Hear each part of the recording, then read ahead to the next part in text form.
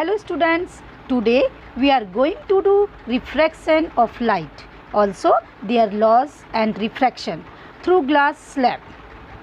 So now let's start students with what is refraction. So it is bending of light when it enters obliquely from one transparent medium to another. तो हमने यहाँ पे क्या देखा बेटा, यहाँ पे हमने देखा जो रिफ्रैक्शन है, इससे पहले हमने जो टॉपिक देखा था वो था रिफ्लेक्शन, ओके, इससे पहले वाली वीडियो में। इसमें हम देखेंगे रिफ्लेक्शन क्या होता है। रिफ्लेक्शन क्या बता रहा है, ये बेंडिंग है, बेंडिंग ऑफ लाइट। जब लाइट एक मीडियम से दूसरे मीडियम में ट्रांसफ़र करती है तो क्या होता है, उसके स्पीड में, उसके डायरेक्शन में जो चेंजेस होता है, जो बेंड होता है लाइट का, उसे हम इसमें स्टडी करेंगे। तो इसके लिए हमें कुछ टर्म्स को, कुछ लाइन्स को समझेंगे जो यहाँ पे गिवन है। Speed of light is maximum in vacuum.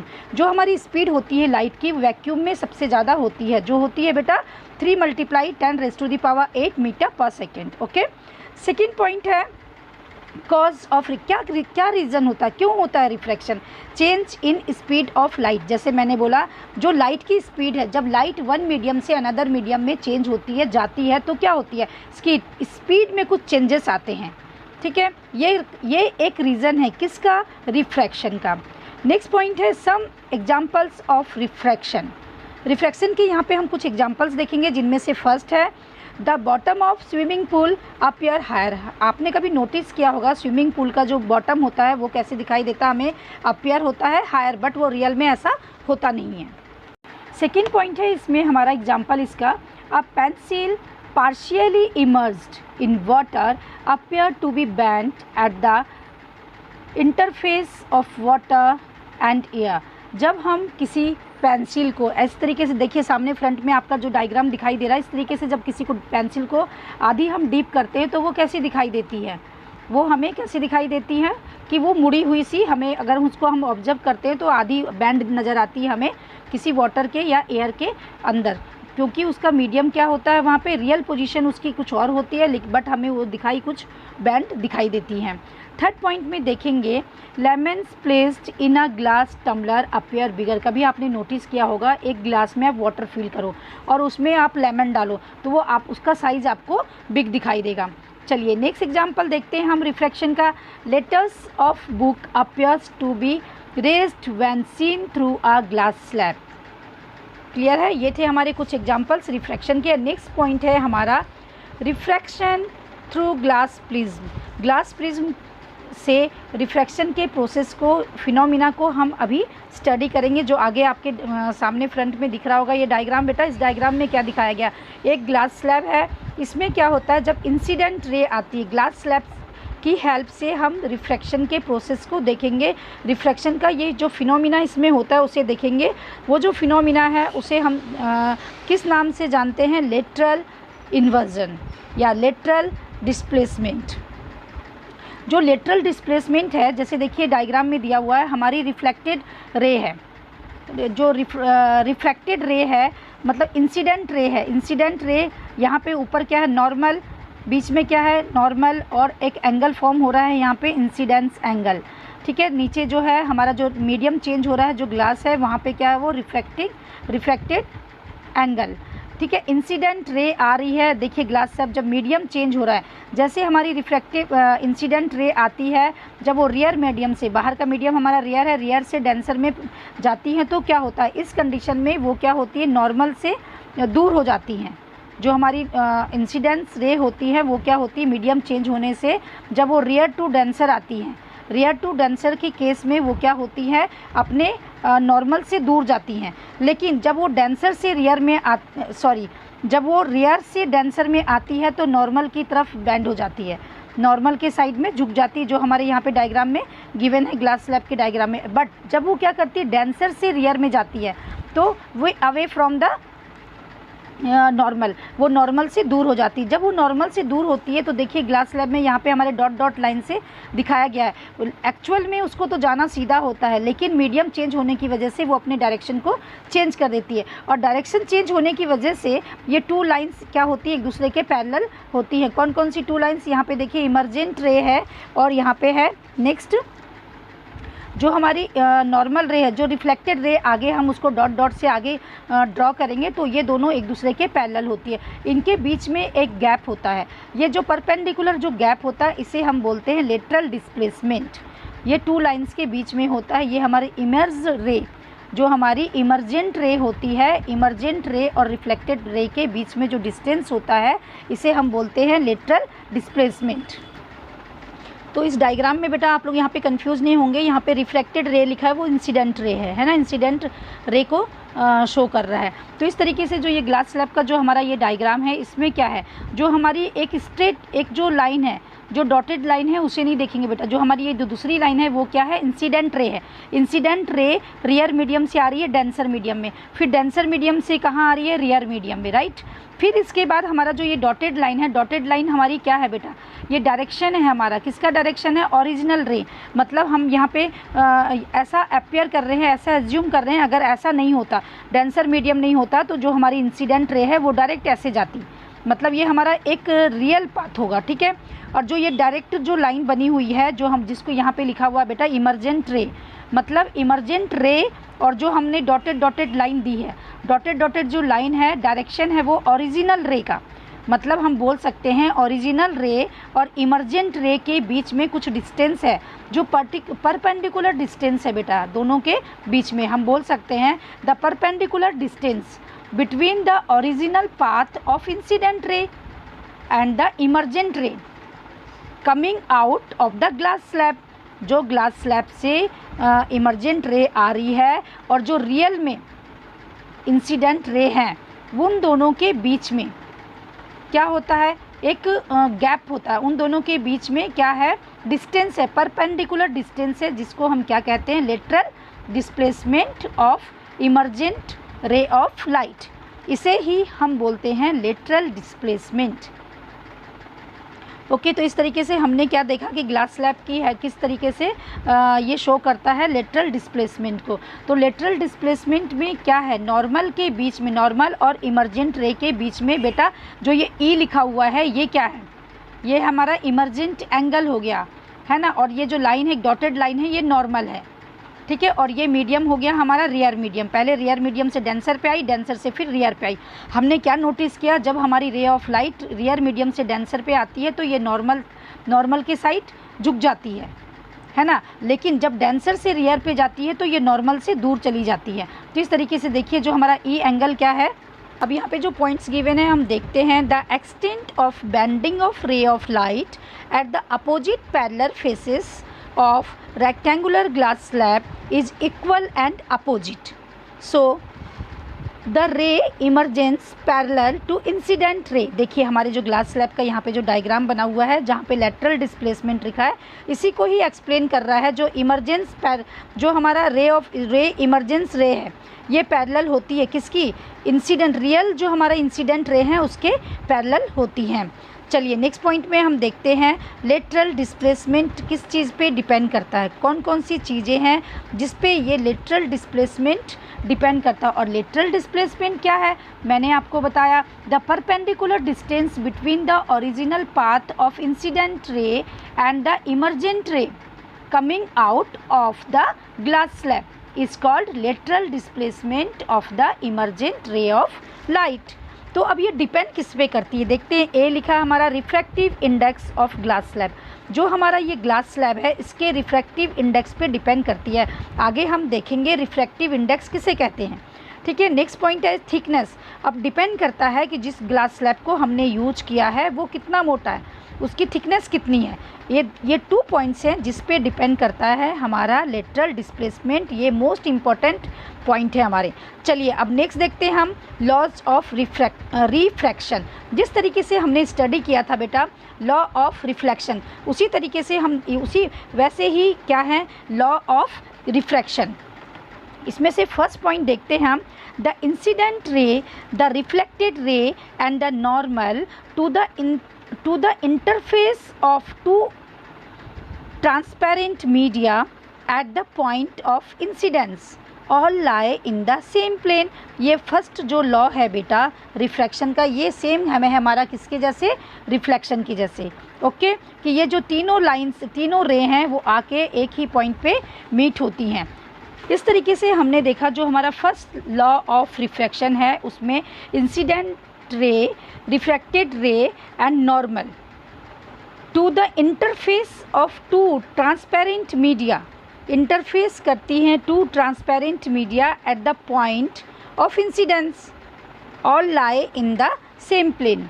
अब सेकेंड लॉ ऑफ रिफ्रैक्शन देखते हैं हम। सेकेंड लॉ जो रिफ्रैक्शन है बेटा, इसको हम स्नेल्स के लॉ से भी जानते हैं। ये जो स्नेल्स जो हमारे साइंटिस्ट थे उनके नेम के अकॉर्डिंग रखा गया है इसको, उसी के अकॉर्डिंग इनको कहा जाता है। तो कभी कभी यहाँ से भी एक क्वेश्चन आपका राइज होता है कि what is Snell's law. Okay, तो ये क्या होता है बेटा, the ratio of sine of angle of incidence, the ratio of sine of angle of incidence to the sine of angle of reflection, refraction is a constant for a light of given color and for a given pair of media। ये किसी given pair of light के लिए या pair of media के लिए क्या होती हैं, कांस्टेंट होती है। क्या, sine of angle of incidence and sine of angle of refraction. देखिए इसको सामने आपका ये देखिए लिखा हुआ है sine i upon sine i, sine r, ये क्या होते हैं बेटा, कांस्टेंट होते हैं। ठीक है, किसी गिवन पेयर ऑफ मीडिया या कलर के लिए, गिवन कलर ऑफ लाइट के लिए। ठीक है, ये देखा हमारा, ये क्या है स्नेल्स का सेकेंड लॉ। अब हम आगे देखेंगे रिफ्रैक्टिव इंडेक्स क्या होता है। तो रिफ्रैक्टिव इंडेक्स जिसको हम एन से डिनोट करते हैं, ये होता है बेटा the ratio of speed of light in a given pair of media.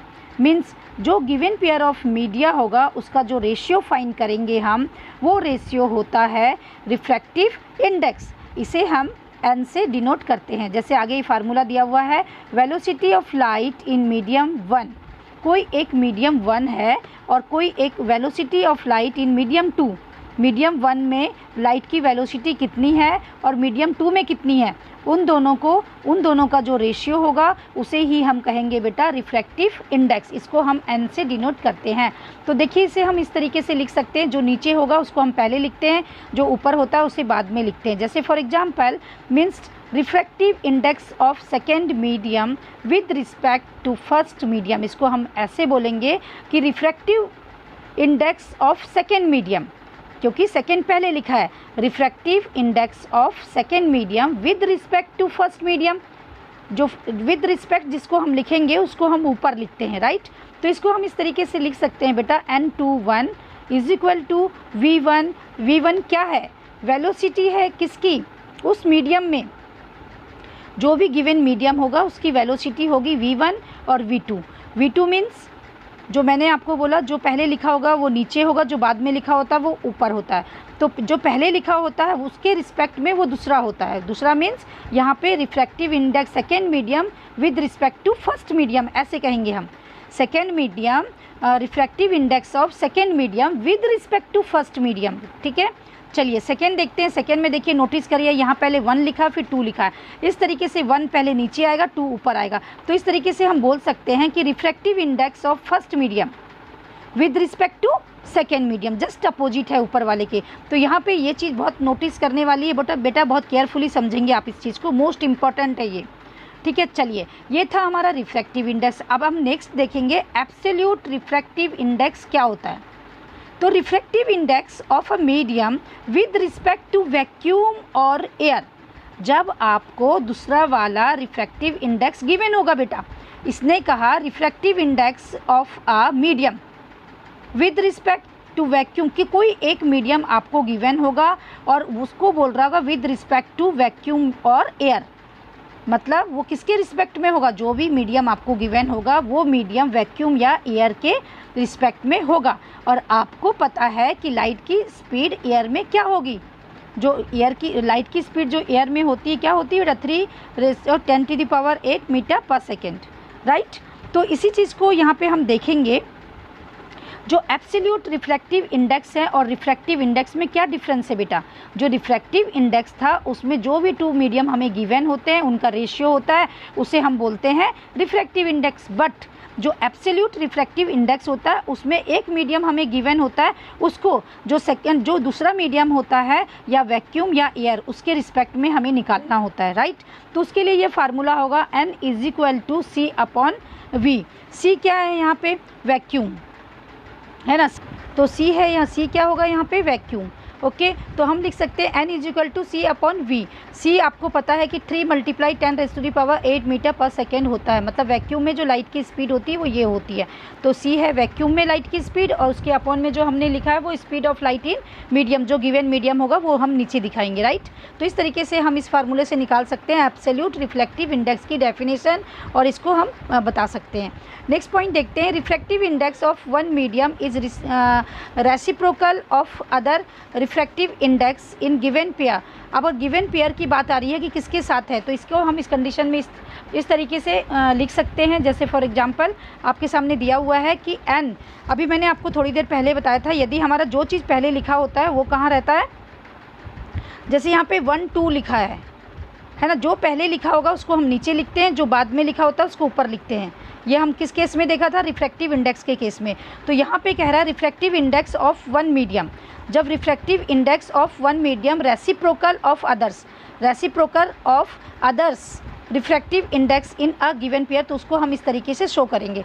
मतलब यहाँ पे n हमारा क्या है, ये n को हम जो हमारा रिफ्रैक्टिव इंडेक्स है n को शो करते हैं। तो यहाँ पे क्या है, फर्स्ट के रिस्पेक्ट में 2 है। रिफ्रैक्टिव इंडेक्स जो है, refractive index of first medium with respect to second medium, reciprocal होगा refractive index of second medium with respect to first medium. Okay, तो देखते हैं आगे से। If refractive index of medium first, जैसे यहाँ पे लिखा हुआ है बेटा, विद रिस्पेक्ट टू एयर, यदि फर्स्ट को विद रिस्पेक्ट टू एयर करते हैं, गिव एज, वो हम इस तरीके से लिख सकते हैं। यदि हम फर्स्ट बोलेंगे तो हम लिखेंगे फर्स्ट एंड एयर, क्योंकि ये एयर के रिस्पेक्ट में बात कर रहा है, इसलिए एयर हमने यहाँ लिखा है। And if refractive index of medium 2 with respect to air is given as 2 and air, right. Next है then refractive index of medium 1 with respect to medium 2, उसको हम इस तरीके से लिख सकते हैं, इन दोनों को कंबाइन करके, ठीक है। नेक्स्ट देखते हैं, नेक्स्ट पॉइंट है रिफ्रैक्टिव इंडेक्स ऑफ, ये सारे इंपॉर्टेंट पॉइंट्स हैं, ये आपको लर्न करने होंगे बेटा। Refractive index of diamond is the highest till date, अभी तक जो रिफ्रैक्टिव इंडेक्स के बारे में नोन है, हम जानते हैं, उसमें सबसे अधिक होता है डायमंड का, जो क्या है, इट इज़ 2.42, इतना डायमंड का रिफ्रैक्टिव इंडेक्स होता है। It means speed of light is 1/2.42 times less in diamond than in vacuum, क्योंकि मैंने आपको ऊपर क्या बताया था कि जिसके रिस्पेक्ट में जो मीडियम हमें गिवन होता है उसको नीचे लिखते हैं, वैक्यूम ऊपर लिखते हैं, है ना। वैक्यूम का रिफ्रैक्टिव इंडेक्स ऊपर होता है और नीचे हम क्या करते हैं, उसको डिवाइड करते हैं किससे, गिवन मीडियम से। तो यहाँ गिवन मीडियम हमारा डायमंड हो गया, उसको हम कंपेयर कर रहे हैं किसके साथ, वैक्यूम के साथ। तो इस तरीके से हम निकाल सकते हैं एब्सोल्यूट रिफ्रैक्टिव इंडेक्स। अब नेक्स्ट है ऑप्टिकली डेंसर मीडियम क्या होता है। आउट ऑफ 2 गिवन मीडियम, यहाँ पे हमने 2 मीडियम की ऑप्टिकली डेंसर मीडियम, अब हम देखेंगे out of 2 given media the medium with higher value of refractive index, means यहाँ पे 2 गिवन मीडियम जो होंगे उसमें से जिसकी क्या होगी, रिफ्रैक्टिव इंडेक्स सबसे ज़्यादा होगा, वो क्या होगा, ऑप्टिकली डेंसर मीडियम होगा। नेक्स्ट पॉइंट है हमारा optically rare medium. Out of 2 given media the medium with lower value of refractive index, मतलब 2 जो गिवन मीडियम होते हैं जिसकी लोअर वैल्यू होती है उसे हम क्या कहते हैं, जिस रिफ्रैक्टिव इंडेक्स की लोअर वैल्यू होती है उसे हम कहते हैं optically rare medium. Next point है when light enters obliquely from a rare to a denser medium it bends towards the normal. क्या देखा हमने, जब कोई लाइट ऑफ रे, देखिए डायग्राम में यहाँ पे दिखाया गया है, रे डायग्राम से रेयर मीडियम से जब डेंसर मीडियम में एंटर होती हैं तो क्या होती हैं, डेंसर मीडियम वो नॉर्मल के साइड बैंड हो जाती हैं, ठीक है। नेक्स्ट पॉइंट है when light enter obliquely from denser to a rare medium it bends away from the normal, जब डेंसर से रेयर पे जा रही है, देखिए दिखाया गया है रे डायग्राम से, तो ये क्या हो रही है, नॉर्मल से दूर जा रही है। नेक्स्ट पॉइंट है refractive index of a medium does not depend on physical density. मतलब जो रिफ्रैक्टिव इंडेक्स होता है वो किस चीज़ पे डिपेंड नहीं करता है, फिजिकल डेंसिटी पे डिपेंड नहीं करता है। तो इस तरीके से हमारा ये टॉपिक यहाँ पे एंड होता है। I hope you understand.